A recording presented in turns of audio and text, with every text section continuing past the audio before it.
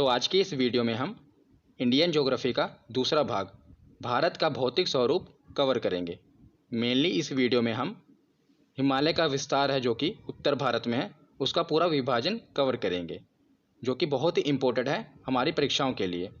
तो चलिए बिना देरी किए हुए वीडियो को शुरू करते हैं। तो चलिए वीडियो की शुरुआत करते हैं और सबसे पहले देखते हैं भारत का भौतिक स्वरूप। तो भारत के धरातल पर बहुत विविधता पाई जाती है।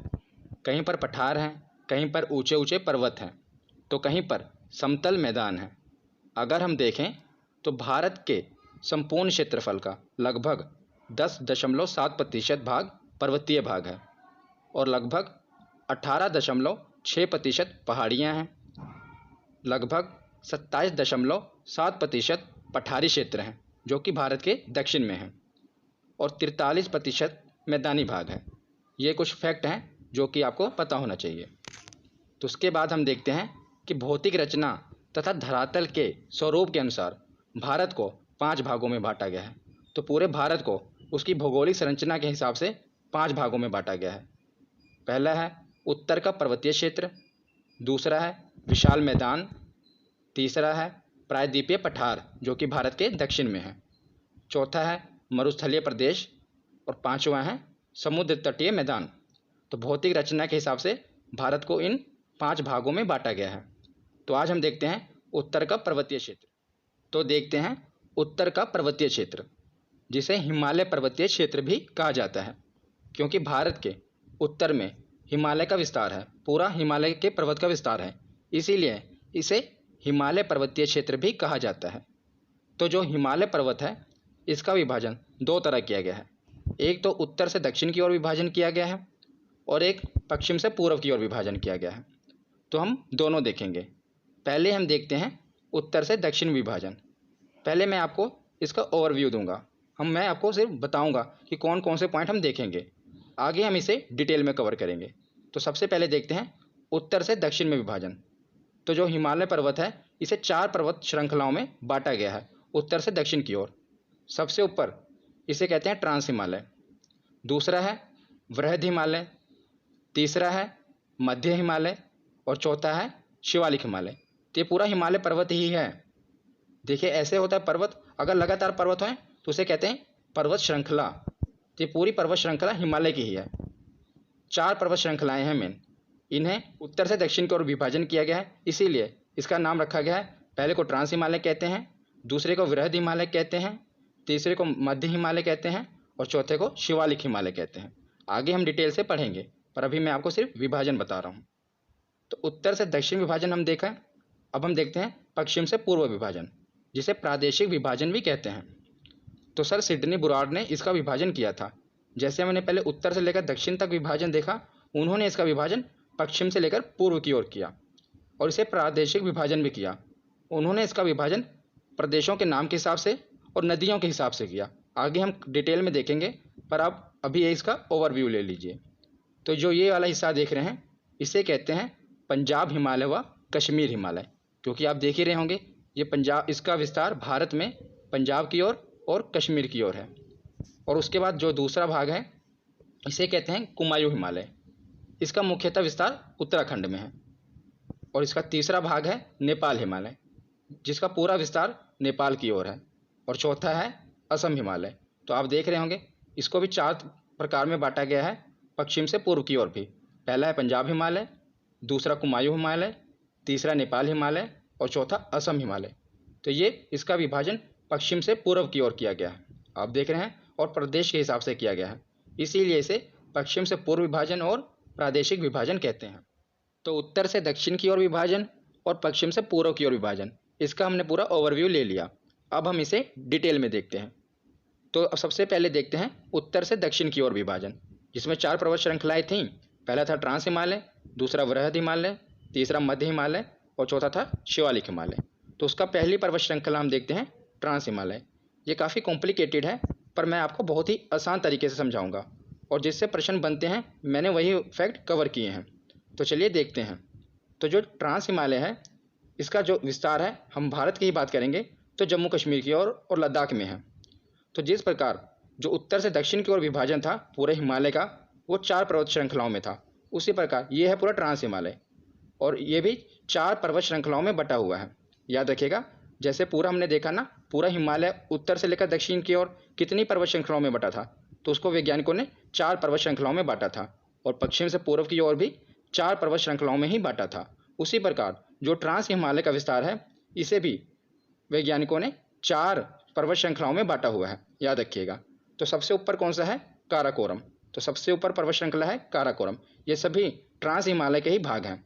दूसरे नंबर पे है लद्दाख पर्वत श्रृंखला, तीसरे नंबर पे है जास्कर पर्वत श्रृंखला, और चौथे नंबर पे है पीर पंजाल पर्वत श्रृंखला। ये आपको आसानी से याद हो जाएंगे, आपको इसको रटना नहीं है, बस 2 बार वीडियो देख लेना, आपको ये आसानी से याद हो जाएंगे। तो यह है हिमालय का सबसे प्राचीनतम भाग है। कौन सा? ट्रांस हिमालय। तो ट्रांस हिमालय, याद रखिएगा, हिमालय का सबसे प्राचीनतम भाग है, और यहाँ पर वनस्पतियों का अभाव है। वनस्पतियों का अभाव क्यों है? क्योंकि जो हिमालय का सबसे ऊपर है ट्रांस हिमालय, तो जो ट्रांस हिमालय है ये पूरा देख रहे हैं हम, ये काफ़ी ऊंचाई पर है।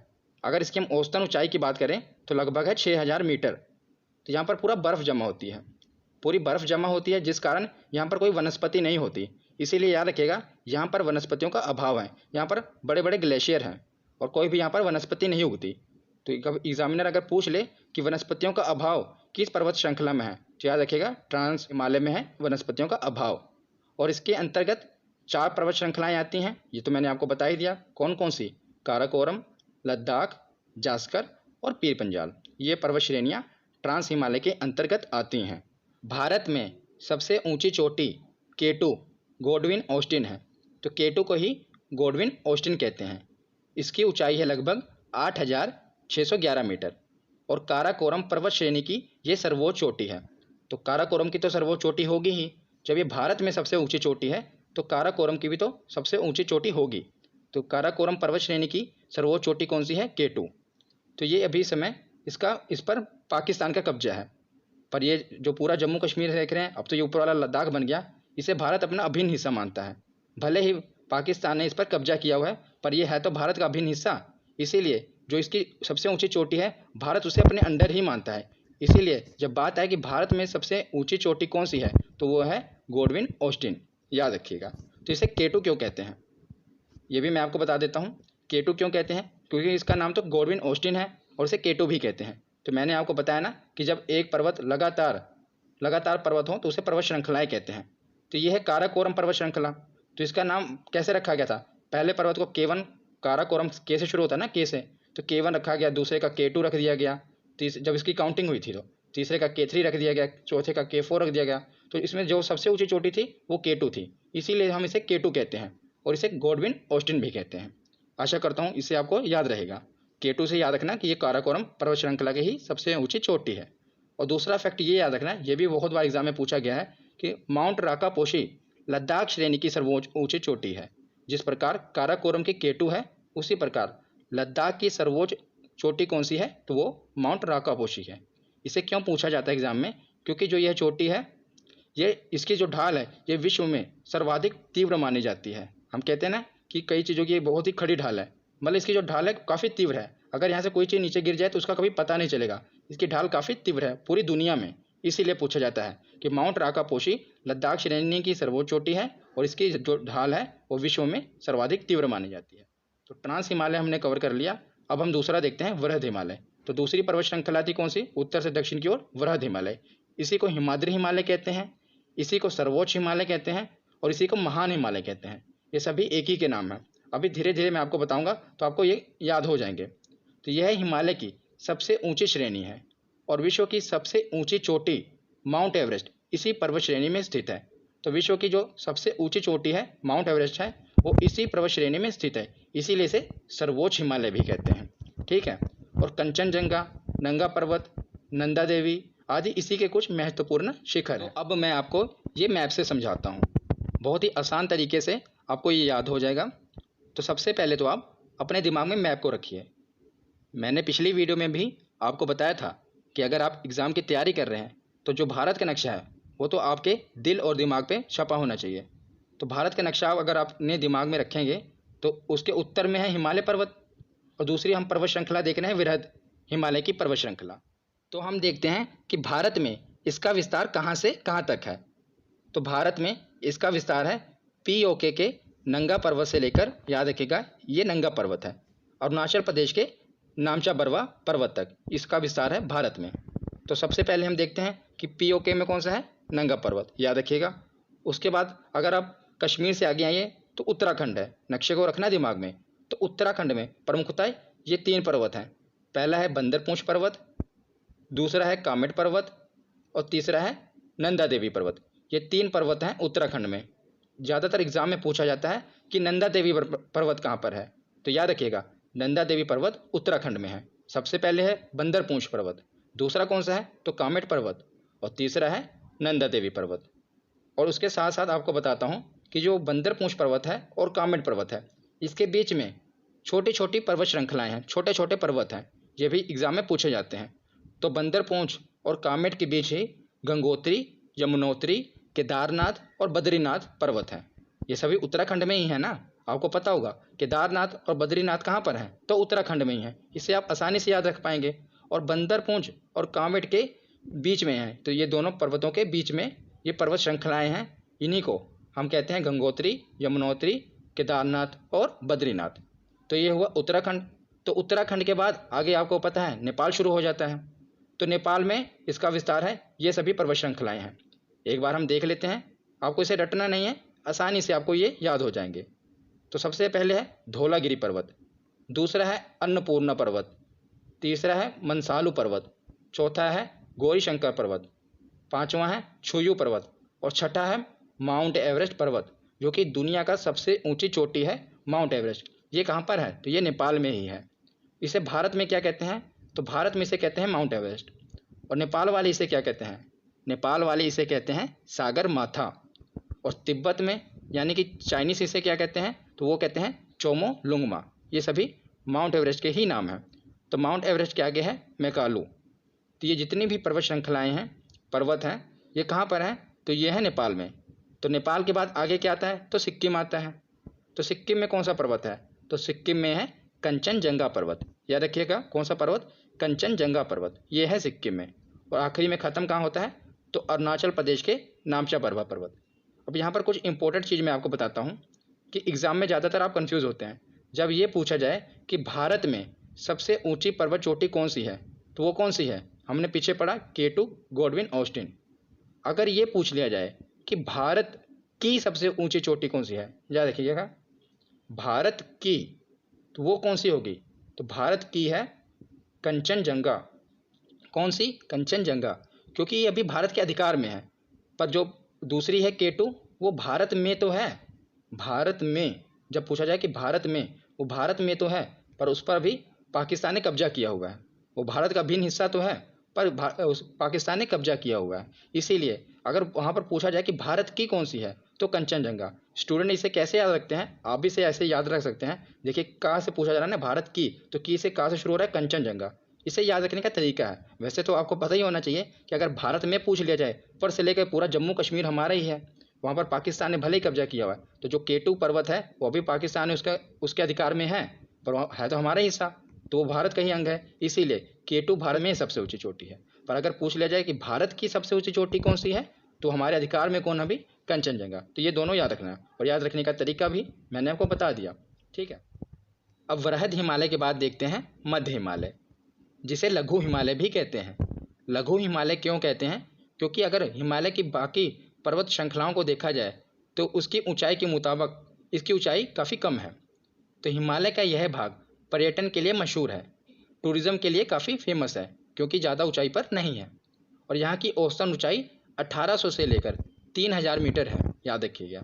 और इसी के पास शिमला, कुल्लू, मनाली, मसूरी, नैनीताल, डलहौजी, रानीखेत आदि जैसे प्रमुख पर्यटन स्थल हैं। तो मैंने आपको कहा ना, जितने भी पर्यटन स्थल हैं वो हैं मध्य हिमालय में। तो जब भी एग्जाम में आपको कोई भी पर्यटन स्थल आ जाए और पूछा जाए कि ये किस हिमालय में है, तो याद रखिएगा वो है मध्य हिमालय में, क्योंकि इसी को हम याद रखिएगा पर्यटन हिमालय भी कह सकते हैं। आदि जैसे प्रमुख पर्यटन स्थल कहाँ पर हैं, तो मध्य हिमालय में है।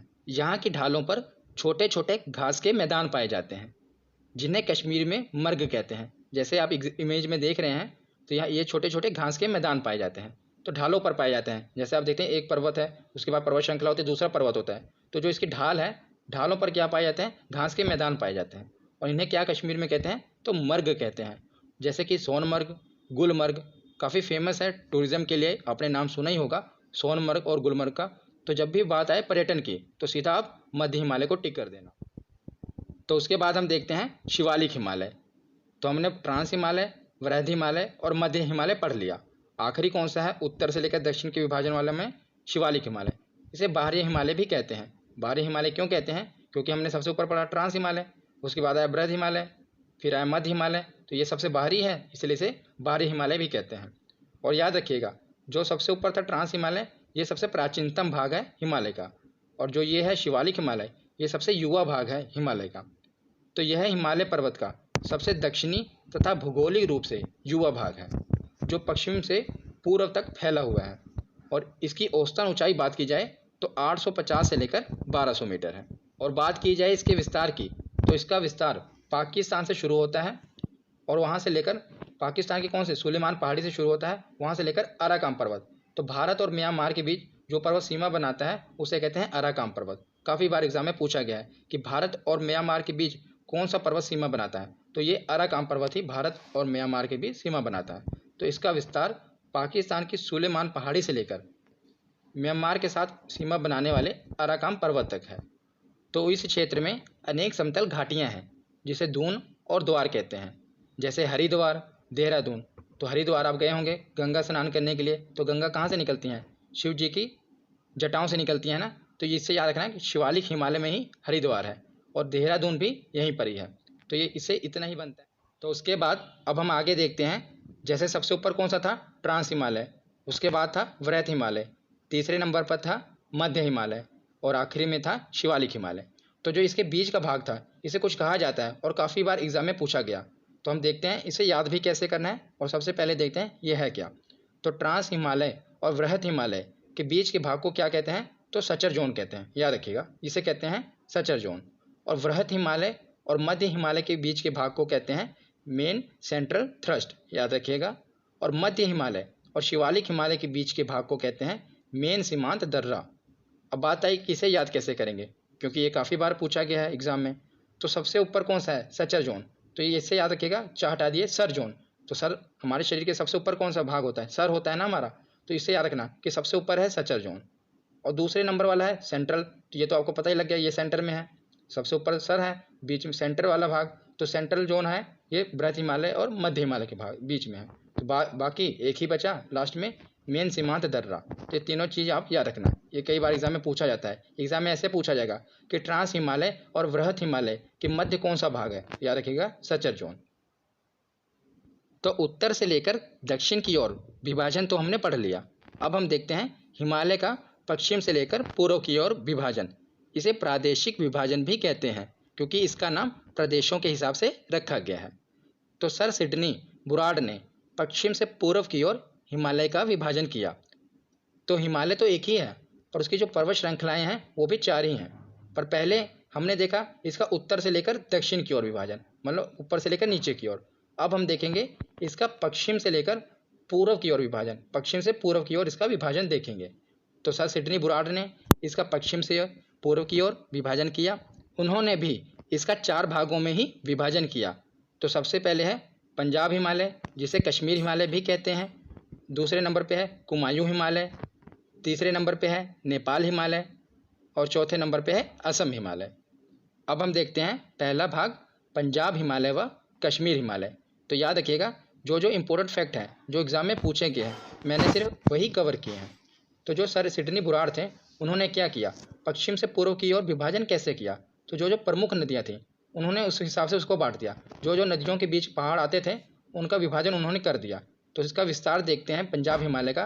तो इसका विस्तार है सिंधु नदी से सतलुज नदी के बीच का भाग। तो सिंधु नदी से लेकर जो सतलुज नदी के बीच का भाग है उन्होंने इसे पंजाब हिमालय का नाम दिया।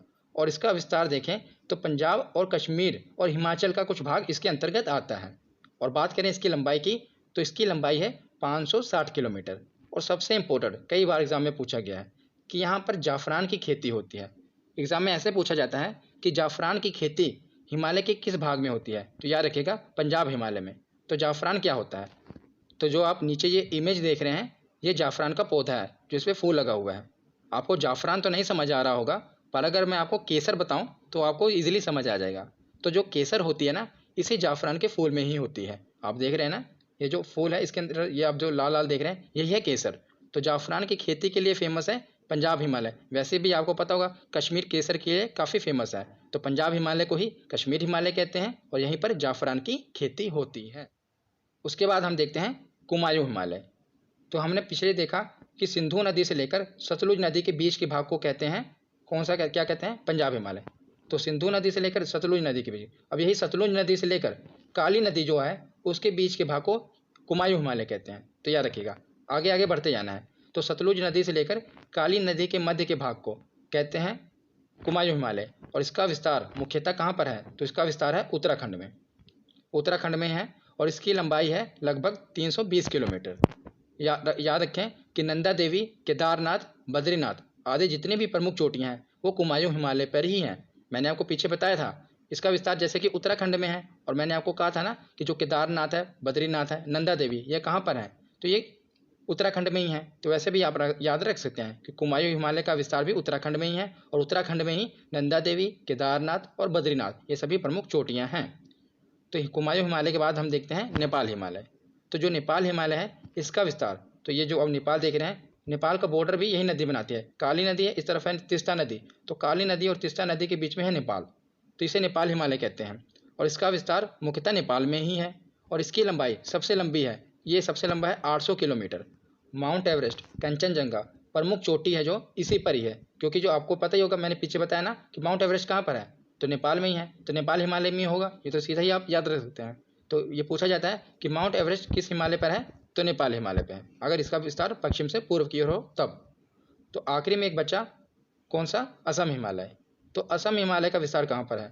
तो काली नदी और तीस्ता नदी के बीच में है नेपाल। तो तीस्ता नदी के बाद जो दिहांग नदी है, कहीं कहीं पर इसका लिखा होता है दिहांग नदी, और कहीं कहीं पर लिखा होता है ब्रह्मपुत्र नदी। तो जो ब्रह्मपुत्र नदी है इसी की सहायक नदी है दिहांग नदी। तो आप कंफ्यूज मत होइएगा, अगर दिहांग नदी हो तो वो लगा देना, अगर ब्रह्मपुत्र नदी हो तो उस ऑप्शन को टिक कर देना। तो तीस्ता नदी से लेकर दिहांग नदी के बीच के भाग को कहते हैं असम हिमालय, और इसकी लंबाई है लगभग 720 किलोमीटर से लेकर 750 किलोमीटर तक। इससे ज़्यादा प्रश्न नहीं बनते हैं असम हिमालय से, जो पीछे हमने 3 पढ़े उससे ज़्यादा प्रश्न बनते हैं। तो कैसी लगी ये वीडियो कमेंट सेक्शन में ज़रूर बताना।